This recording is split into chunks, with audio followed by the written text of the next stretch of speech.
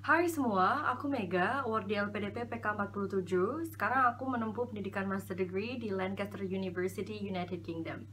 Oke, jadi terkait video aku yang sebelumnya soal tips beasiswa secara general, banyak dari kalian yang udah mengirimkan email pertanyaan tentang gimana sih Kak untuk yang beasiswa LPDP, sharing dong Kak tips waktu seleksi LPDP gitu-gitu. Oke, jadi memang aku di sini menempuh master program aku dengan beasiswa LPDP. Jadi mungkin aku bisa sharing sedikit informasi ke kalian tentang pengalaman aku waktu seleksi itu gimana. Yang pertama yang kalian harus lakukan adalah buka website resminya LPDP. Nanti akan aku kasih linknya di bawah. Nanti kalian bisa klik link itu, kemudian kalian baca, karena di situ ada banyak sekali keterangan tentang tipe-tipe beasiswa apa saja. Nah, beasiswa yang aku ambil ini adalah beasiswa master degree yang BPI. Oke, nah jadi kalian nanti bisa juga baca di situ panduan pendaftarannya seperti apa, syarat-syaratnya apa, dan aku nggak mungkin bicarain semua di sini karena kalau aku nggak salah ingat itu requirements yang ada untuk pendaftaran kalau nggak salah ada 20 poin dan which means itu sangat panjang dan itu detail. Nah, kalian akan lebih gampang buat langsung baca di websitenya gitu. Nah, jadi pertama emang prosesnya adalah pendaftaran, yaitu kalian mendaftar secara online di website LPDP. Kemudian kalian isi formnya. Aku bisa bilang formnya itu isiannya cukup banyak dan yang diisi itu bukan cuma hal-hal simple gitu loh. Jadi kalian lebih baik mungkin emang mempersiapkan itu dari jauh-jauh hari. Jangan sampai kalian baru ngisi formnya itu mendekati deadline seleksi administrasi karena menurutku itu akan in rush banget. Yang kalian harus isi itu bukan cuma sekedar biodata pribadi, tapi juga kayak tentang keluarga, kemudian orang tua, kemudian pekerjaan orang tua.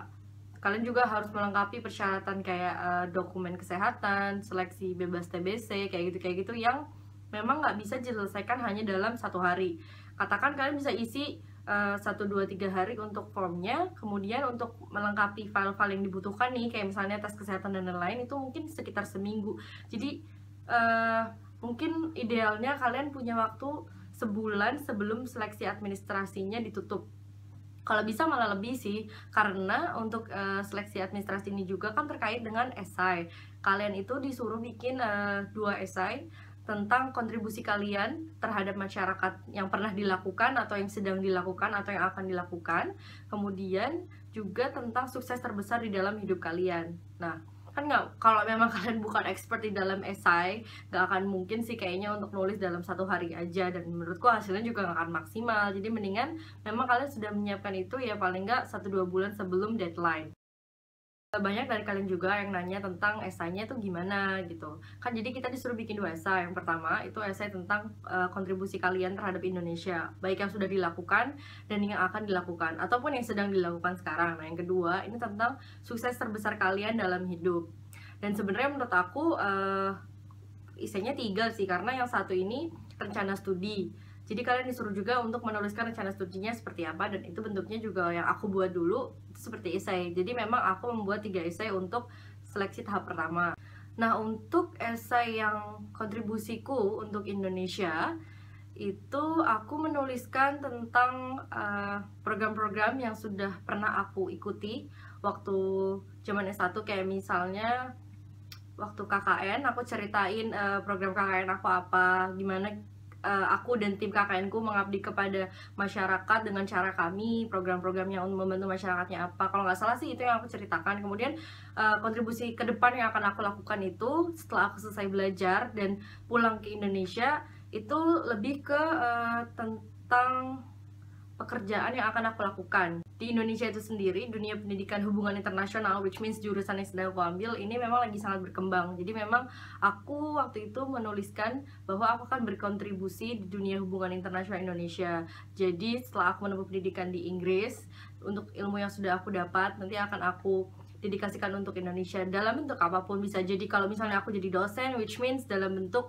aku menyalurkan ilmuku. Tapi walaupun aku tidak bekerja secara akademis, aku juga bisa menyalurkan ilmuku di hal-hal lain, kayak misalnya mungkin aku bisa kerja di pemerintah dan membantu proses pembuatan kebijakan luar negeri Indonesia dan membantu detail-detail di dalam diplomasi Indonesia, yang dalam arti aku mengkontribusikan ilmu yang aku dapat kepada kepentingan Indonesia. Jadi untuk essay pertama sih memang aku menuliskan itu. Jadi intinya sih just be yourself, karena kan kalian pasti program studinya beda-beda. Pasti kalian tahu lah apa yang bisa kalian lakukan untuk Indonesia dari ilmu yang nanti kalian dapat waktu kalian sekolah. Atau mungkin kalian juga udah ada bayangan, karena kan kalau yang S1 dan S2-nya mau ngambil jurusan yang sama, pasti kalian udah ada plan apa yang bisa kalian lakukan nih, dan juga terkait dengan apa yang sudah kalian lakukan kepada masyarakat Indonesia sebelumnya. Biasanya sih itu bisa di track juga, kayak ke depan rencananya mau gimana, kayak gitu. Untuk essay yang kedua tentang sukses terbesar dalam hidup, waktu itu aku menceritakan tentang pencapaian yang aku dapat dari kecil sampai besar. Jadi kayak juara-juara apa yang aku dapat dari TK, SD, SMP, SMA, kuliah. Itu aku waktu itu menuliskan sih, kayak misalnya aku pernah juara apa aja, ikut lomba apa aja.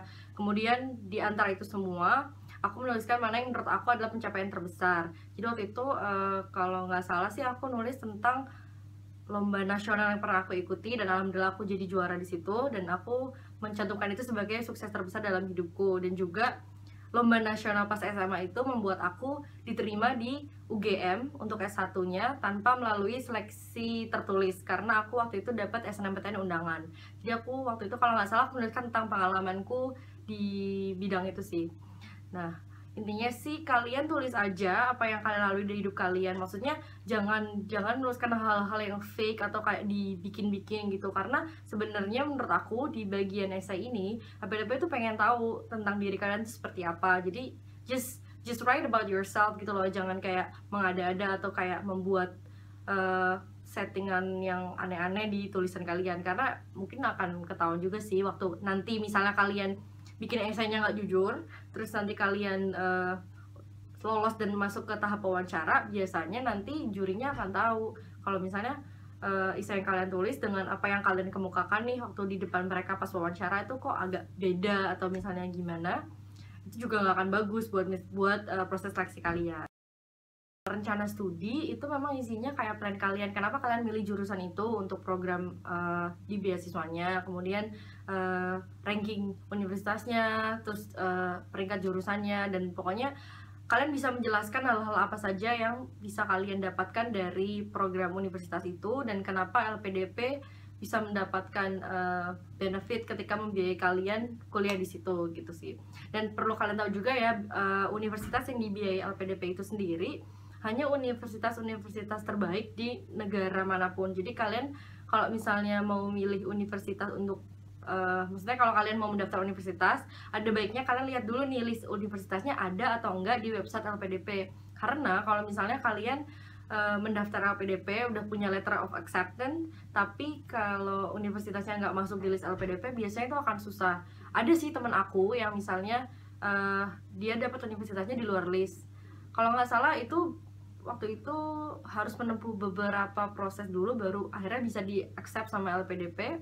Tapi jadi kalau aku bisa kasih saran sih, mending daftarnya yang ada di list aja, jadi kalian nggak akan menemukan masalah-masalah selanjutnya di proses berikutnya gitu. Nah, jadi setelah seleksi administrasi selesai, biasanya prosesnya itu sekitar beberapa minggu. Nah, kalau kalian lolos seleksi pertama, nanti kalian akan dapat email dari LPDP yang menyatakan bahwa kalian lulus seleksi administrasi. Nah, selesai seleksi administrasi itu, kalian akan melanjutkan ke proses selanjutnya, yaitu seleksi wawancara, kemudian leaderless group discussion, dan essay on the spot. Nah, jadi waktu itu periode seleksi aku adalah periode seleksi pertama tentang yang essay on the spot. Jadi aku kan memang sebelum aku ikut seleksi, pastinya kayak kalian nih cari-cari informasi dulu, kayak gimana sih seleksi LPDP-nya supaya lolos. Aku baca-baca tipsnya di blog-blog orang, kemudian aku cari-cari informasi supaya pas aku ikut seleksi aku bisa lebih siap.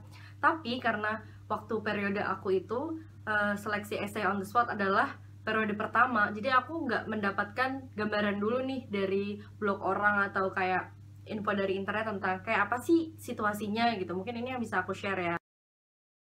Nah, setelah masuk ruangan, nanti kalian duduk di kursi yang sudah disediakan gitu kan. Jadi kayak satu peserta satu kursi. Jadi benar-benar kayak zaman-zaman ujian nasional gitulah, pokoknya duduk satu-satu. Kemudian di meja itu juga udah ada kertas, dan kertas itu juga berisi tentang pilihan topik yang bisa kalian tulis untuk esai. Jadi ibaratnya itu sebenarnya kayak nulis esai aja, cuma di situ. Jadi kalian dites apakah kalian bisa berpikir spontan dan menulis secara spontan tentang topik yang diberikan di saat itu juga gitu loh. Dan kalau nggak salah waktu itu waktunya juga nggak banyak. Kalau seingat aku sih kayaknya sekitar 30 menit ya. Aku agak lupa, jadi nanti kalian bisa cek di websitenya. Pokoknya emang yang bisa kalian lakukan adalah mungkin latihan. Kayak misalnya kalian latihan berpikir cepat dan juga aware dengan isu-isu yang terjadi di Indonesia belakangan ini. Karena biasanya itu tuh akan terkait dengan isu yang lagi hangat di Indonesia.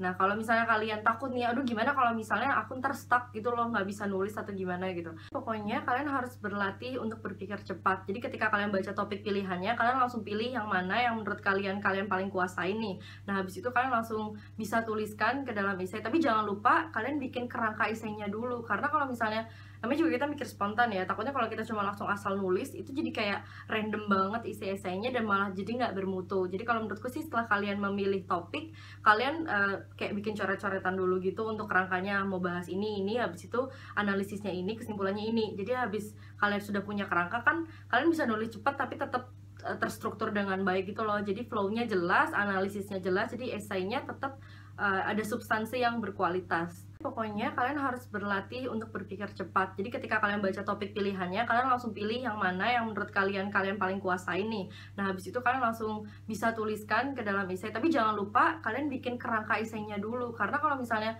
namanya juga kita mikir spontan ya, takutnya kalau kita cuma langsung asal nulis itu jadi kayak random banget isi esainya dan malah jadi nggak bermutu. Jadi kalau menurutku sih setelah kalian memilih topik, kalian kayak bikin coret-coretan dulu gitu untuk kerangkanya, mau bahas ini, habis itu analisisnya ini, kesimpulannya ini. Jadi habis kalian sudah punya kerangka kan, kalian bisa nulis cepat tapi tetap terstruktur dengan baik gitu loh. Jadi flow-nya jelas, analisisnya jelas, jadi esainya tetap ada substansi yang berkualitas. Sebenarnya mungkin paling nervous di wawancara ya, karena kalian akan menghadapi 3 juri dari LPDP dan itu bener-bener kayak face to face interview, nggak bersama orang lain gitu loh. Nah, waktu itu aku sempat nunggu agak lama sih untuk dipanggil wawancara karena seleksi yang aku tempuh itu waktu itu di Jogja dan pesertanya tuh banyak banget, kayaknya ratusan atau bahkan ribuan, aku nggak tahu, karena ruangan yang dipakai itu bener-bener sampai kayak satu bangunan besar, kayak setiap ruangan tuh penuh gitu loh.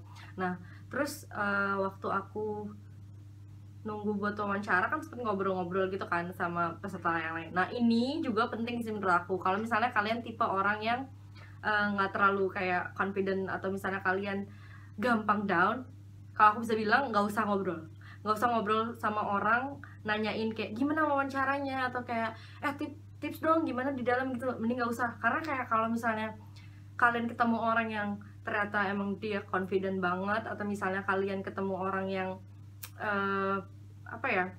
menjawab pertanyaan kalian dengan sengak atau songong, itu malah kalian bisa down atau malah kayak jadi takut gitu, aduh gimana nih ntar takutnya aku nggak bisa jawab atau gimana gitu. Jadi mending santai aja, jadi kayak relax. Kemudian kalian kalau misalnya gugup gitu dengerin musik atau gimana lah pas nunggu. Nah, untuk seleksi wawancara kalian harus memperhatikan banyak hal ya, menurutku sih ini penting karena agak detail. Pertama, first impression itu penting. Jadi pas kalian masuk ke ruangan, terus pas kalian jalan menuju meja, kemudian kalian menyapa juri-juri, jangan lupa untuk salaman ya, maksudnya kayak jabat tangan gitu, dalam konteks kalian berusaha sangat menghargai beliau-beliau ini sebagai juri dari LPDP. Pokoknya harus sopan deh gitu, jangan sampai kalian kayak masuk ruangan dengan muka atau dengan langkah kaki yang arogan gitu tuh, jangan sampai, it's a big no. Kayak kalian masuk semuanya deh, dari attitude, penampilan, kemudian ekspresi wajah, itu penting banget. Kalian senyum ke juri-juri LPDP-nya, kemudian kalian jabat tangan mereka. Kemudian pokoknya ya kalau misalnya diajak ngobrol yang tentang masalah-masalah di luar LPDP, dijawab aja gitu loh. Jadi kayak berusaha kalian pokoknya seramah mungkin aja, karena ada beberapa juri juga yang kayak nggak terlalu formal banget gitu. Jadi tergantung kalian dapetnya yang gimana. Pas aku tuh dapet 3 juri, dimana 2 ini serius, yang satunya enggak gitu. Kalau nggak salah sih yang satu tuh kayak psikolog gitu sih, jadi beliau tuh lebih kayak melihat kayak kamu gesturnya gimana, cara kamu menjawab, tatapan mata kamu kayak gitu. Kalau yang 2 itu kalau nggak salah mereka adalah akademisi, either mungkin profesor di universitas mana atau misalnya mereka researcher gitu. Jadi memang nanyanya lebih ke akademis. Waktu itu sih banyak sih pertanyaan-pertanyaan di luar dugaan, kayak misalnya bener-bener nanya spesifik tentang plan tesisnya gimana gitu. Dan waktu itu aku jujur agak kaget karena aku baru duduk dan baru kayak mau mulai wawancara, pertanyaannya langsung ditanya tentang kayak kamu rencananya tesisnya mau gimana dan bla bla bla gitu. Dan waktu itu jujur aku memang udah memikirkan S2 aku mau kemana dan programnya apa, tapi untuk menentukan kayak topik tesis itu kan kayak di bayangan aku, oh itu masih jauh gitu lah, kayak aku aja belum mulai S2 masa udah mikirin tesis gitu. Tapi ternyata itu ditanyakan gitu loh waktu pas seleksi. Nah makanya mungkin penting kalian udah bikin plan sedetail mungkin ya tentang future study kalian, tentang topik tesisnya, kemudian kalian mau bikin riset apa, itu penting gitu loh. Tapi alhamdulillah waktu itu aku emang udah ada bayangan sih, walaupun belum detail aku kemukakan ke mereka. Pokoknya intinya jawablah pertanyaan yang diajukan dengan efisien dan diplomatis. Kayak jangan sampai kalian menjawab pertanyaan dari juri LPDP-nya tuh dengan kayak muter-muter, atau kayak kalian nunjukin kalau kalian bingung, atau kalian gak siap, atau kalian kayak bahkan menunjukkan kalian sangat nervous gitu, misalnya kayak gak bisa jawab, atau bahkan gemeter gitu tuh jangan sampai sih. Jadi kalau bisa se-relax mungkin, jawab dengan bijak, kemudian kayak jawabnya jangan juga fake. Kenapa? Karena pas interview itu sendiri kan ada psikolog nih, jadi menurutku sih psikolognya ini tahu ketika kalian jawabnya tuh fake sama enggak. Jadi kalian tuh mending jujur aja. Kayak misalnya ditanya pengalaman organisasi pas kuliah, terus kayak misalnya ditanya kenapa nggak kuliah dengan biaya orang tua, kalau misalnya orang tua mampu kenapa cari beasiswa, kayak gitu. Alright, jadi untuk wawancara kayaknya itu aja sih tips aku. Pokoknya intinya jangan terlalu gugup, jawab dengan efisien dan tetap berkualitas. Kemudian seleksi selanjutnya itu leaderless group discussion. Nah, namanya juga kan LGD. Jadi ini bukan FGD ya guys, beda. LGD itu kalian akan dikelompokkan dengan, kalau nggak salah ya, waktu itu aku 10 orang gitu. Dan itu random, kalian bener-bener baru ketemu orang 10 itu di hari itu juga. Nah, kalian masuk ke dalam satu ruangan bersama grup kalian, dan itu kayak udah round table gitu. Dan di dalam ruangan itu juga ada psikolog dan beberapa tim penilai dari LPDP. Prosesnya adalah pihak LPDP memberikan kita topik untuk didiskusikan. Waktu itu aku dapat tema tentang Gojek, perdebatan Gojek Indonesia. Untuk leaderless group discussion ini, LPDP itu benar-benar cuma ngasih topik ke kita, dan kemudian mereka hanya melihat apa yang akan kita lakukan di ruangan itu. Jadi benar-benar diserahkan kepada grup kita, terserah mau flow diskusinya seperti apa gitu. Nah, kalau ini sih aku sarankan lebih baik jangan benar-benar bebas ya, karena nanti itu akan end up menjadi kayak debat kusir gitu loh, ketika kalian cuma kayak debat tapi nggak ada flow yang jelas gitu loh. Makanya waktu itu aku mengajukan diri menjadi moderator. Nah, aku menjadi moderator di forum itu, dan kemudian aku yang mengatur berjalannya diskusi, siapa yang punya waktu untuk berbicara, berapa menit berbicara. Jadi memang diskusi dan debatnya itu teratur gitu loh. Jadi kalau menurut aku sih, kalau emang kalian merasa kalian capable untuk menjadi moderator dan kalian tidak mau debat berjalan secara random, silakan mengajukan diri jadi moderator di forum itu. Dan tapi jangan lupa, kalian juga sebagai moderator bukan berarti kalian pasif dan tidak memberikan opini ya. Ada yang menanyakan, Kak gimana sih caranya supaya lolos, poin apa sih Kak yang dinilai pas lolos, apa sih yang bikin kakak lolos? Well, pertanyaan-pertanyaan kayak gitu mungkin nggak bisa aku jawab, karena jujur aku nggak tahu penilaiannya seperti apa, karena ya yang menilai kan tim penilai, bukan aku dong, karena aku kan hanya peserta. Jadi yang bisa aku sharing di sini adalah tentang pengalaman aku sendiri. Jadi yang aku sharing adalah perspektif aku. Jadi aku tidak juga bisa menjamin bahwa yang aku bicarakan sekarang atau yang aku sampaikan kepada kalian ini bisa jadi jaminan kalian lolos atau enggak, karena ini kan hanya tips aja dari aku sesuai dengan yang aku lakukan waktu itu gitu ya.